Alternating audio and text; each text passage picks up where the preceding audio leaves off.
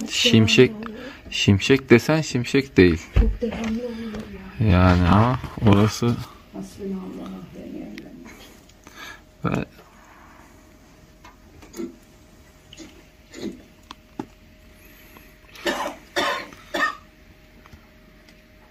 Seyhan Baraj Gölü'nün üstünde garip bir doğa olayı oluyor.